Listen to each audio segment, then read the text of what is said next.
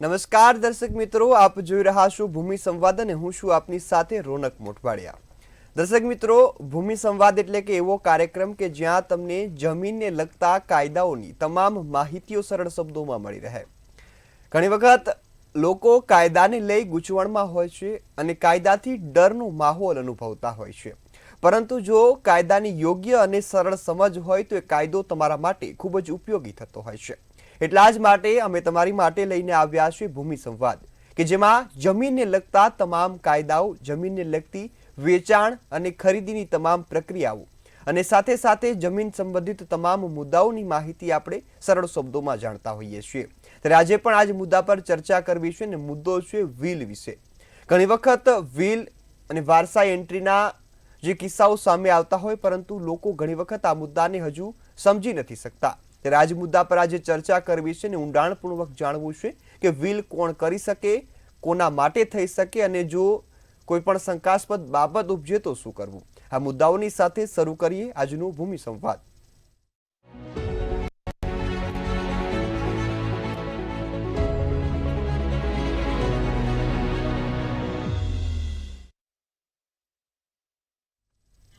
દર્શક મિત્રો, ભૂમિ સંવાદ કાર્યક્રમમાં સરળ શબ્દોમાં માહિતી આપવા માટે આપણી સાથે જોડાયા છે એડવોકેટ નિરંજનભાઈ પંડ્યા, કે જેઓ કાયદાના જાણકાર છે, સાથે સાથે રેવન્યુ ડિપાર્ટમેન્ટમાંથી નિવૃત્ત થયા છે. તો નિરંજનભાઈ, આપનું ખૂબ ખૂબ સ્વાગત છે મંતવ્ય ન્યૂઝ પર. નમસ્કાર મિત્રો. નિરંજનભાઈ, વિલની આપણે ગયા એપિસોડમાં પણ ચર્ચા કરીને ઘણા એવા મુદ્દાઓ છે કે જે હજુ લોકો સમજવામાં વધુ રસ ધરાવે છે, કારણ કે વિલ સૌ કોઈના જીવનમાં ઉપયોગી બાબત હોય છે. ત્યારે શરૂઆત આજે વિલની શરતોથી કરવી છે. તો વિલની શરતો શું હોય છે, હું આપની પાસેથી સમજવાનો પ્રયાસ કરીશ. સામાન્ય રીતે કોઈ વિલની વાત આવે તો એમાં સ્વાભાવિકપણે કોઈ પણ પ્રકારની શરતો હોતી નથી, પણ તેમ છતાંય વિલની અંદર ક્યારેક ક્યારેક એવું દર્શાવવામાં આવે છે કે આના મૃત્યુ પછી કોઈક શરત રાખવામાં આવે. કેમ કે દાખલા તરીકે એ ગુજરી જાય, તેના મરણ પાછળનો ખર્ચો, કેટલીક વાર એવું પણ લખેલું હોય કે આ પૈસા કેવી રીતે વહેંચણી કરવી એની શરત હોય, કે આને આ રીતે પૈસા વેચવા આટલા આવ્યા હોય તો આમ થશે, એવી શરત હોય. કેટલીક વાર એવું હોય કે કોઈ પણ સેવાકીય કાર્ય કરવું હોય તો એમાં પણ શરત લખેલી હોય કે આટલા રૂપિયા વધશે, એ વધેલા પછી એ પૈસાનો ઉપયોગ આની અંદર મારે ઉપયોગ કરવાનો થશે, ટ્રસ્ટમાં કરવાનો થશે, કોઈ શાળામાં થતો હશે. આવી નાની નાની કંઈક શરતો હોય છે. કેટલીક વાર એવી પણ શરત લખે કે આ વિલનો ઉપયોગ એની પત્નીના ગુજરી ગયા પછી એ અમલ કરવાનો રહેશે. તો આવી પણ શરત હોય છે. જી બિલકુલ. નિરંજનભાઈ, હવે વિલ કોણ કરી શકે, આ સવાલ પણ સૌ કોઈના મનમાં થાય અને સવાલ એક એ પણ આવે કે જો કુટુંબના ભરણ પોષણ માટે વિલ કરવી હોય તો શક્ય બને? આ બંને મુદ્દાઓના સરળ શબ્દોમાં જવાબ આપશો. સૌથી પ્રથમ તો એમ કીધું કે કુટુંબના ભરણ પોષણની વાત આવે તો ભરણ પોષણ જે વ્યક્તિ કરનાર છે વિલ, એમાં એના ગુજરી ગયા પછી એની પત્નીનું ભરણ પોષણ કેવી રીતે કરવું, એની દવા દારૂનો ખર્ચ કેવી રીતે કરવો, એવી વાત લખવામાં આવે છે. અથવા ક્યારેક એવું પણ હોય કે પેન્શન પાત્ર નોકરી હોય તો એના પૈસા જે મળવાના હોય તે કોને મળશે, કેટલા મળશે, એ વિગતો પછી પાછળથી એ ઉપસ્થિત થતી હોય છે. કેટલીક વાર એવું પણ હોય જે લોકર હોય, લોકરની અંદર જે દાગીના રાખવામાં આવ્યા હોય તો એ દાગીનાનો ઉપયોગ ક્યાં અને કેવી રીતે કરવો. કેટલીક વાર એવું હોય કે ભાણેજ કે ભાણીના લગ્ન વખતે એ પૈસાનો ઉપયોગ કરવાનો થતો હોય તો લગ્નને ઘણી વાર વખતની વાર પણ હોય તો એવું પણ ઉપસ્થિત થતું હોય છે. તો આવા અસંખ્ય એવા કુટુંબની વ્યવસ્થા માટે વિલ કર્યા વિના ઝઘડા ઉપસ્થિત ન થાય એના માટેની વાત છે. આ મુદ્દાની ચર્ચા કરતાં પહેલાં અમારે રોનકભાઈને બધા પ્રશ્નો મને પૂછે તો હું રોનકભાઈને એક પ્રશ્ન પૂછું છું કે રોનકભાઈ, તમે આટલા બધા સવાલો કઈ રીતે લાવો છો? એનું કયું માધ્યમ એવું છે કે જેનાથી આવી વિગતો મેળવો છો?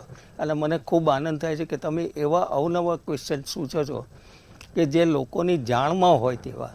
તો એનો વિસ્તૃત રૂપે મને થોડોક જવાબ આપશો. જી બિલકુલ. નિરંજનભાઈ, સવાલોની વાત કરીએ તો ખાસ તો જમીનને લગતા કાયદાઓ સૌ કોઈના મગજમાં હોય છે, પરંતુ એ જાણતા નથી. અને ખાસ બાબત એ હોય છે કે ઘણી વખત ગૂંચવણ આવતી હોય. લોકોને અત્યારે જમીન સંબંધિત તમામ મુદ્દાઓ ક્યાંય ને ક્યાંય તેમના સ્પર્શતા હોય છે. ઘણી વખત કોઈને મકાન બનાવવા માટે અથવા તો કોઈને પણ પોતાની જમીનને સાર સંભાળ માટે કાયદા જાણવા હોય, ત્યારે ખાસ અમારા મનમાં પણ આવ્યું કે આ મુદ્દા લોકો માટે ખૂબ ઉપયોગી છે, એટલા માટે આ વિષયોની પસંદગી કરતા હોય છે. અને થોડો અભ્યાસ બાદ આ જે પ્રશ્નો મળી રહેતા હોય છે, ખાસ તો અમારો જે કામ જ છે કે ખાસ લોકો સુધી માહિતી પહોંચાડવાનું. ત્યારે હવે નિરંજનભાઈ, કાર્યક્રમમાં આગળ વધીએ અને ખાસ સવાલ આપને એક એ પૂછવો છે કે વિલ નોટરી પાસેથી કરાવી શકાય ખરા, અથવા તો જો વિલ કરાવનાર વ્યક્તિ કોણ હોવું જોઈએ? હવે જે આગળનો ક્વેશ્ચનની અંદર એમ કે વિલ કોણ કરી શકે, કે જેની પાસે પોતાની માલિકીની વસ્તુ હોય કે પોતે સ્વપાર્જિત મિલકત કરી હોય એ વ્યક્તિ એ વિલ કરી શકે છે. બીજા નંબરનો વિલ એવી વ્યક્તિ કરી શકે કે જેના હકદાર હોય. કેટલીક વાર એવું હોય કે સગીર વિલ ના કરી શકે. આ માત્ર પુખ્ત વયની વ્યક્તિ હોય, સ્થિર મનની હોય, નશાયુક્ત ન હોય એવી વ્યક્તિ વિલ કરવાને પાત્ર થાય છે. વિલ તો નશાયુક્ત હોય તો પણ નશામાંથી જ્યારે બહાર આવે ત્યાર પછી પણ એ વિલ કરી શકે છે.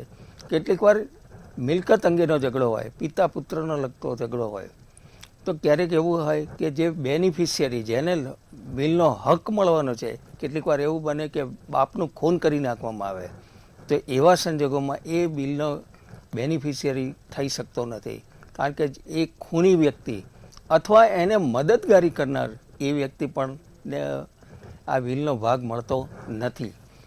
હવે વાત આવે છે કેટલીક એવી વ્યક્તિ છે કે જેમાં આપણે દાખલા તરીકે મંદ બુદ્ધિની હોય, એ વ્યક્તિ પણ આ રીતે વિલ કરી શકતી નથી, પણ એને સમજાવવામાં આવે તો મંદ બુદ્ધિની વ્યક્તિ એ કરી શકે છે. જી બિલકુલ. હવે નિરંજનભાઈ, આપે ખૂબ સરસ વાત કરી. ત્યારે સવાલ એ થાય કે જો વિલ કરાવતા હોય અને જો એ નોટરી પાસે થતી હોય તો સાક્ષીને કઈ રીતે લઈ જવા, અથવા તો સાક્ષીની પ્રક્રિયા વિલ કરતી વખતે કેટલી મહત્વપૂર્ણ? કોઈ પણ વિલ વસિયતનામું જ્યારે કરવામાં આવે છે ત્યારે સૌથી પ્રથમ તો એને નોટરી પાસે લઈ જવું એ જરૂરી છે, અથવા એવું જરૂરી નથી કે નોટરાઇઝ કરવું કે માત્ર કાગળ ઉપર કરવું કે રજિસ્ટર કરવું. પણ દાખલા તરીકે કોઈ એક વ્યક્તિ માત્ર કાગળ ઉપર કરે છે, તો એ કાગળ ઉપર જ્યારે મેઇલ કરવામાં આવે છે તો એમાં ઘણીવાર શંકાસ્પદ કારણો ઉપસ્થિત થતા હોય. કેટલીક વાર નોટરી કરવામાં આવે છે, તો નોટરીમાં કેટલીક વાર એવું હોય કે માણસ સહી કરતો હોય ને માત્ર અંગૂઠો કર્યો હોય. ત્યારે કેટલીક વાર એવું પણ બનતું હોય કે રજિસ્ટ્રાર સમક્ષ હાજર થાય અને જો વિલ કરવામાં આવે ત્યાં ઓથેન્ટિકેટ કહેવાય, એ વધારે કહી શકાય. નોટરી પાસે કરાવો, નોટરી અધિકારી પાસે કરાવો તો પણ એ ઓથેન્ટિકેટ ગણાય, પણ જ્યારે ઝઘડો ઉપસ્થિત ના થાય ત્યાં સુધી એ બધું બરોબર છે. એટલે આવા સંજોગોમાં નોટરીઝમાં બે વ્યક્તિને સાક્ષી તરીકે લઈ જવાની હોય છે. નોટરીમાં જે સગીર ના હોય તે અને મનથી એ સારી રીતે કાયદા કાનૂનથી થોડી જાણકાર હોય એવી વ્યક્તિ પણ હોય, એની રૂબરૂમાં આ વિલ કરવામાં આવી છે એની પણ થાય છે જાણ. જી બિલકુલ. હવે નિરંજનભાઈ, આપે ખૂબ સરસ વાત કરી સાક્ષીઓની, અને સૌથી મહત્વનો સવાલ અહીં હોય કે વિલ ક્યારે શંકાસ્પદ ગણાય, તો આ વિશે ખૂબ વિસ્તારપૂર્વક માહિતી આપો દર્શક મિત્રોને. વિલ જ્યારે શંકાસ્પદ કયા કિસ્સામાં આવે, આગળ મેં જે ચર્ચા કરી કે માણસ સહી કરતો હોય અને છતાંય એનો અંગૂઠો લેવામાં આવ્યો હોય. કેટલીક વાર એવું હોય કે માત્ર એક જ જગ્યાએ અંગૂઠો લેવામાં આવ્યો હોય. ખરેખર તો દરેક પાને પાને સહી કરવી કે એના આ અંગૂઠાનું નિશાન હોય તેની પણ જરૂરી છે. સાક્ષી હોય તો દરેક પાને સાક્ષીઓની સહી લેવી જોઈએ. આમ ક્યારેક શંકાસ્પદ હોય, કેટલીક વાર એવું હોય કે નોટરી પાસે ગયા જ ન હોય, પક્ષકાર ગયા જ ન હોય, ઘરે બેઠે કરાવી દીધેલું હોય અને ત્યારે પક્ષકાર હાજર ના હોય ને પાછળથી એ લખાઈ દેવામાં આવ્યું હોય, તો આવા સંજોગોમાં પણ વિલ શંકાસ્પદ ગણાય. હવે જ્યારે શંકાસ્પદ વિલ હોય ત્યારે આપણે જે તે જગ્યાએ ઓથોરિટી સમક્ષ રજૂ કરવાના થાય ત્યારે એને એવિડન્સ એક્ટ મુજબ અને BNS પ્રમાણે એનો પણ આપણે મહત્ત્વનો ઉપયોગ છે. ઇન્ડિયન એવિડન્સ એક્ટ મુજબ એ ખરેખર કેવી રીતે આપણને સફળ કરી શકે છે, સહી છે નથી ખોટી છે, તો એ પણ વાત છે. હવે અહીંયા પ્રશ્ન એ થાય છે કે ખોટું વ્હીલ છે એટલે એને તપાસવા માટે આપણે ખાસ સ્ટેમ્પ પેપર જે વપરાયેલો હોય એ સ્ટેમ્પ પેપરનો નંબર જ્યારે નોટરાઇઝ થયો હોય એ ક્યારે નોટરાઇઝ થયું છે તે ચેક કરવું જોઈએ. કેટલીક વાર એવું હોય કે સ્ટેમ્પ પેપર જૂનો હોય, નોટરી નજીકના સમયમાં થયેલું હોય તો એ શંકાસ્પદ ગણાય. કેટલીક વાર એવું હોય કે માત્ર જે વ્હીલ કરનાર વ્યક્તિની સહી જ લેવામાં આવી હોય અને ક્યાંય પણ કોઈ સાક્ષીની સહી ના લેવામાં આવી હોય, તો આવા સંજોગોમાં પણ વ્હીલ શંકાસ્પદ ગણાય. હવે જ્યારે ખોટી સહી છે, કેટલીક વાર એવું બને કે ખોટી સહી છે પણ એ ખોટી સાચી છે ખોટી છે એ આપણે પ્રૂવ કરી શકતા નથી. તે આપણે ફિંગરપ્રિન્ટ એક્સપર્ટ બ્યુરો એને અથવા તો FSLમાં મોકલીને સાચી કે ખોટી સહીની આપણને તપાસ થઈ શકે છે. એના એક્સપર્ટ જે હોય હેન્ડરાઇટિંગ એક્સપર્ટ એની પણ સલાહ લેવામાં આવે અને એ એક રિપોર્ટ પણ આપતા હોય છે કે આ સહી ખોટી છે સાચી છે એ સાબિત થઈ શકે. હવે પ્રશ્ન એ થાય છે કે જે વ્હીલમાં સહી ખોટી છે માની લઈએ, એ વ્હીલમાં શું થઈ શકે? તો ઉત્તરોત્તર જે સહી ખોટી છે એને પુરવાર કરવું પડે છે કે આ સહી ખોટી છે, એટલે જે મિલકતનો વહીવટ કરવાનો થતો હોય એ થઈ શકતો નથી. અને જ્યારે વ્હીલ ખોટું હોય, વ્હીલમાં સહી ખોટી હોય તો એમાં ઘણા બધા પ્રસંગ ઉપસ્થિત થતા હોય છે. હવે જ્યારે આવું થાય ત્યારે રેવન્યુ ઓથોરિટીએ વ્હીલની રૂએ વારસાઈ કરવાની થાય તો રેવન્યુ ઓથોરિટી ક્યાંય એવું કહી શકે નહીં કે આ વ્હીલ ખોટું છે સાચું છે. માત્ર સિવિલ કોર્ટને જ આવી એ સત્તા છે કે વ્હીલ ખોટું છે સાચું છે એ સાબિત કરવાનું હોય છે. જી બિલકુલ. હવે નિરંજનભાઈ, વ્હીલની વાત આવે ને મિલકતની, કે વ્હીલથી મિલકત આપી શકાય, પરંતુ સવાલ એ પણ થાય કે શું ખેતીની જમીન વ્હીલ દ્વારા આપી શકાય ખરા? બહુ આમ ગણીએ તો અઘરો ક્વેશ્ચન છે, કારણ કે વ્હીલથી ઘણા બધા પહેલાંના વખતમાં, અત્યારે તો આ બધું પોસિબલ ઓછી છે કે જ્યારે કોઈ સંતાન ના હોય તો તેવા કિસ્સામાં વ્હીલથી કોઈ ત્રાહિત વ્યક્તિ જે એનો બ્લડ રિલેટેડ નથી છતાં પણ આપવામાં આવતી.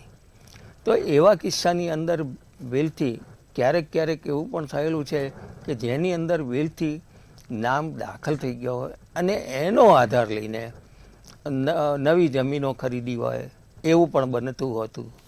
પણ ગુજરાત હાઈકોર્ટે પણ એવા ઘણા બધા ચુકાદા આપેલા છે કે વ્હીલથી થયેલી એ માન્ય ગણાશે નહીં.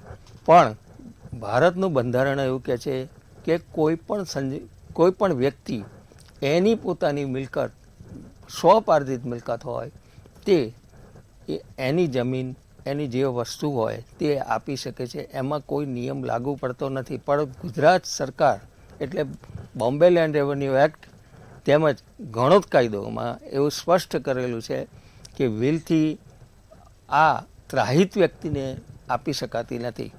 પણ અહીંયા જોઈએ કે કોઈ કિસ્સામાં એવું આપવામાં આવે તો વ્હીલથી આપેલી હોય પણ તેનો આધાર લઈને કોઈ વ્હીલથી ખેતીની જમીન નામે ના થઈ હોય એવું પણ બનતું હોય છે.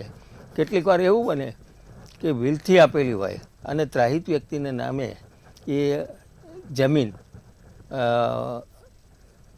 તબદીલ થયેલી હોય તો એવું પણ માન્ય ગણેલું છે. પણ 2008 પછી આવા અનેક ચુકાદા પણ આવેલા છે. જી બિલકુલ. હવે નિરંજનભાઈ, જમીનની આપણે વાત કરી ત્યારે સવાલ એક એવો પણ થાય કે શું નવી શરતની જમીન હોય તો વ્હીલ દ્વારા આપી શકાય ખરા?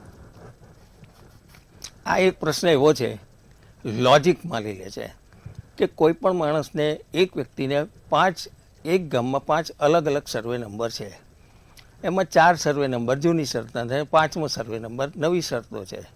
તો આ કિસ્સાની અંદર એ જે વ્હીલ કરનાર વસિયત કરનાર વ્યક્તિ એટલો ભણેલા ગણેલા હોતા નથી હોતા કેટલીક વાર. તો એવા સંજોગોની અંદર વ્હીલથી એ બધી તમામ જમીનો એના કુટુંબને આપે છે. તો એવા સંજોગોમાં નવી શરતની જગ્યા હોય તો તબદીલીને પાત્ર નથી. પરંતુ ગુજરાત સરકાર, ગુજરાત નામદાર હાઈકોર્ટે આવો એક ચુકાદા પણ આપેલા છે કે વિલથી આપેલી આવી જમીન એ પણ એને માન્ય રાખવાની, નવી શરતની હોય તો પણ એને માન્ય રાખેલી છે. તો વિલથી આવી નવી શરતની જગ્યાઓ આપી શકાય છે. તબદીલી, અહીંયા તબદીલી નથી થતી, તબદીલી થાય છે પણ કોઈક નાણાકીય વ્યવહાર થતો નથી, એટલે એ તબદીલી મારી દ્રષ્ટિએ એ ગણાય નહીં. એટલે તબદીલીને પાત્ર નવી શરતની અને અન્ય સર્વે નંબર એની વારસાઈના રૂપે દાખલ કરી શકાય છે. જી બિલકુલ. હવે અહીં નિરંજનભાઈ જમીનની વાત કરી ત્યારે ઘણી વખત સવાલ એવો પણ થાય કે ઘણા વ્યક્તિઓ પોતાની જમીન અથવા તો મિલકતને ટ્રસ્ટને આપવાનું પસંદ કરતા હોય, તો શું વિલ દ્વારા આપણે આપણી મિલકતને ટ્રસ્ટને આપી શકીએ ખરા, અથવા તો ટ્રસ્ટના નામે વિલ થાય? કોઈ પણ વ્યક્તિને તમે પર્સન એટલે એ વ્યક્તિ ગમે તે એની પોતાની સ્વપાર્જિત મિલકત અથવા વડીલોપાર્જિત હોય તો એના પર્સન્ટેજ પ્રમાણે વિલથી કોઈ પણ વ્યક્તિને આપી શકે છે. પ્રશ્ન એ થાય છે કે કેટલીક વાર પિક્ચરોમાં પણ જોઈએ છે, ક્યારેક ક્યારેક આપણે સામાન્ય સંજોગોમાં એવું જોતા હોઈએ છીએ કે જ્યારે શરૂઆતમાં વિલ કરવામાં આવે ત્યારે દીકરાઓને દીકરીઓને ખબર હોય છે કે મારે આ વિલની અસર આવવાની છે, તો ત્યાર પછી કેટલાક દીકરા દીકરીઓ ક્યારેય મા બાપની સેવા કરતા નથી, એટલે જ અસંખ્ય રૂપે અત્યારે વૃદ્ધાશ્રમો ખુલી રહ્યા છે. મારું આ સજેશન છે કે જે તમે વિલ કરે છે તે તમારા દીકરા દીકરીને એને માટે જાણ કરવી ના જોઈએ. તમારા જે નજીકના સગા સંબંધી હોય એને જાણ કરવી જોઈએ. તો આવા કિસ્સાની અંદર હું આ દાખલો આપું છું કે મા બાપે 2 છોકરા હતા, તે બંને પરદેશમાં જતા રહ્યા અને એમની પાસે કોઈ રહેનાર નહોતું. તો એવે વખતે આ વિલ કરવામાં આવેલું હતું, અને વિલ ક્યાંને કર્યું? તેના જે પશુ પક્ષીઓને દાણા નાખવા કે કૂતરાઓને રોટલા નાખવા એવું એમણે વિલમાં લખેલું હતું કે મારા વિલના જે પૈસા ઉપસ્થિત થશે વિલથી, તે તમામ પૈસા આવી રીતે પશુ પક્ષી અથવા તો ટ્રસ્ટની અંદર મારે રકમ આપી દેવાની છે. તો આવી રીતે પણ ટ્રસ્ટને તમે સોંપી શકાય છે. જી બિલકુલ. નિરંજનભાઈ, ખાસ આપે ટ્રસ્ટની વાત કરી, તો વિલ કરતી વખતે કઈ કઈ બાબતોનું હવે કાળજી રાખવી? કારણ કે ઘણા વ્યક્તિઓ વિલ કરવાનું વિચારતા હશે પરંતુ મનમાં સવાલ અનેક આવતા હશે, તો કાળજીઓ કઈ રાખવી?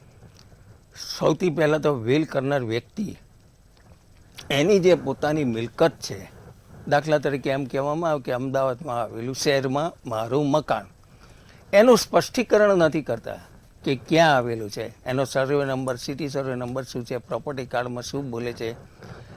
તો એ મિલકત જે જગ્યાએ આવેલી હોય એનું પૂરેપૂરું વર્ણન હોવું જોઈએ. સૌથી પહેલી વાત તો એ વિલ કરનાર વ્યક્તિ સભાન અવસ્થામાં કરતી હોવી જોઈએ, એ પણ અગત્યની વાત છે. પોતાને નામે ધરાવતી હોય. હવે કેટલીક વાર એવું પણ બનતું હોય છે કે એક વ્યક્તિ કલકત્તામાં રહે છે જેની મિલકતો અમદાવાદમાં છે, તો કલકત્તામાં ગુજરાતી ભાષાનું ચલણ નથી, રિજિયનલ લેંગ્વેજ ત્યાંની બંગાળી ભાષા છે, અને અહીંયા ગુજરાતમાં ગુજરાતી ભાષા છે. જેને વિલ કરવાનું છે એને ઇંગ્લિશ પણ નથી આવડતું, તો આવા સંજોગોમાં એ ગુજરાતીમાં એનું વિલ બનાવે. એ વિલ બનાવ્યા પછી એને અનુભવે એને ઇંગ્લિશમાં વર્ઝન કરાવવું જોઈએ, ટ્રાન્સલેટ કરાવવું જોઈએ. એ ઇંગ્લિશ અને જે બંગાળી ભાષામાં જે કરેલું છે તે વિલ એની સાથે રાખવું જોઈએ. તો આ એક પછી નંબરની વાત આવે છે કે આમાં કોઈ એવી આમ અલંકારિક ભાષા નથી લખવાની નથી, માત્ર કાયદાને કાનૂનને લગતી હોય તે જ હોવી જોઈએ. એટલે કાયદાની રૂએ જે કરવામાં આવે, કાયદાની રૂએ કરીએ એટલે કાયદાથી થતા ફાયદા એ મળતા હોય છે. ત્યાર પછી કેટલીક વાર એવું હોય છે કે વડીલોપાર્જિત મિલકત હોય ને સ્વપાર્જિત મિલકત હોય, તેનું પણ અલગ અલગ ફ્રેક્શન પાડીને અલગ અલગ હોવું જોઈએ. ત્યાર પછી આવે છે તેની જંગમ મિલકતો. કેટલીક ઘરમાં રોકડ હોય, કોઈક બેંકમાં એફડી હોય, તો તેમાં ક્યાંક નોમિનેશન કરાયું હોય કે ના કરાયું. ખાસ વિલ કરતાં પહેલાં તેમના મકાનની અંદર પણ નોમિનેશન કરાવવું એ જરૂરી છે, બેંકમાં પણ નોમિનેશન કરાવવું એ જરૂરી છે. નોમિનેશન એ મિલકતથી બદલી નથી થતો, પણ માણસના ગુજરી ગયા પછી એ નોમિનેશન કરવું એ જરૂરી છે. હવે કેટલીક વાર એવું પણ થાય છે કે જે વિલ કરનાર વ્યક્તિ એને માટે જે સહી કરનાર સાક્ષીઓ છે એ એને ઓળખતા હોવા જોઈએ. ઓળખાણ એટલા માટે કે જે વિલ કરનાર વ્યક્તિ છે ભવિષ્યમાં જ્યારે એ વ્યક્તિ હાજર ન હોય, ગુજરી ગયા હોય, તો તેવા સંજોગોની અંદર એ વિલમાં જે વ્યક્તિ લખેલી છે એની પૂર્ણ હકીકત લખવી જોઈએ. ક્યારેક કોઈક પરિસ્થિતિ ઉપસ્થિત થાય, ઝઘડાનું થાય, તો સાક્ષીઓને પણ હાજર કરવામાં આવે તો સાક્ષી સારી રીતે વર્ણન કરી શકે એવું હોવું જોઈએ. જી બિલકુલ. નિરંજનભાઈ, હવે વાત વિલની આપે કરી ત્યારે સવાલ એ પણ થાય કે શું વિલને કોર્ટમાં પડકારી શકાય ખરા? જી હા, કેટલીક વાર એવું બનતું હોય કે એક વિલ 2022માં થયેલું છે, બીજું એક થયેલું છે બિલ 2025માં થયું, 2025માં, એક 22માં થયું, એક 25માં થયું. તો પહેલી વખત એવું કરવાનું આવે છે કે જે બિલ જૂનું છે તે માન્ય ગણાય કે ના ગણાય, તો એ બિલ કયું રાખવું માન્ય એ પણ પરિસ્થિતિ થતી હોય છે. કેટલીક વાર પહેલા બિલની અંદર 2 દીકરીઓને જ આપી હોય છે અને જ્યારે બીજી બિલ બનાવવામાં આવે છે એ માત્ર બીજા 2 પુત્રોને આપી છે. તો આમાં સાચું કયું, તો એ પરિસ્થિતિ માટે કોર્ટમાં એ ચેલેન્જ કરવાનું થાય. કેટલીક વાર એમાં જે મિલકતો લખવામાં આવી હોય એ મિલકતમાં વધારો થયો હોય અને એ મિલકતની અંદર વધારો જે થયો હોય તો એનું શું, તો તેના માટે પણ કોર્ટને પડકારવી પડે. કેટલીક વાર એવું હોય કે ફ્રોડ્યુલન્ટ ડોક્યુમેન્ટ્સ બનાવવામાં આવ્યા હોય કે જૂનો સ્ટેમ્પ પેપર વાપરીને એમના અંગૂઠા કરવામાં આવ્યા હોય, અથવા તો જૂનો સ્ટેમ્પ પેપર ઉપર પિતાની સહી હોય કે માતાની સહી હોય એની અંદર લખી દેવામાં આવ્યું હોય. તો આવું પણ પરિસ્થિતિ થતી હોય તો તે સંજોગોની અંદર વિલને પડકારવાનું શક્ય બનતું હોય છે. કેટલીક વાર એવું બને કે વિલમાં જે લખેલું હોય એવું ઉપસ્થિત થતું જ ના હોય, કારણ ના હોય, એટલે એની અંદર જે દર્શાવેલું હોય એ સદંતર એવી વસ્તુ હોય જ નહીં, તો પણ વિલને પડકારવાની જરૂરિયાત ઉપસ્થિત થતી હોય છે. જી બિલકુલ. નિરંજનભાઈ, આપ અમારી સાથે જોડાયા અને આ મુદ્દા પર ખૂબ સરસ માહિતી આપી બદલ આપનો ખૂબ ખૂબ આભાર. નમસ્કાર. તો દર્શક મિત્રો, ખાસ ભૂમિ સંવાદ કાર્યક્રમમાં વિલને લગતા તમામ મુદ્દાઓ વિશે આજે માહિતી મેળવી. ફરી આવતા શનિવારે મળીશું અને સાથે એક નવા મુદ્દાને જાણીશું. ત્યાં સુધી મને રજા આપશો. નમસ્કાર.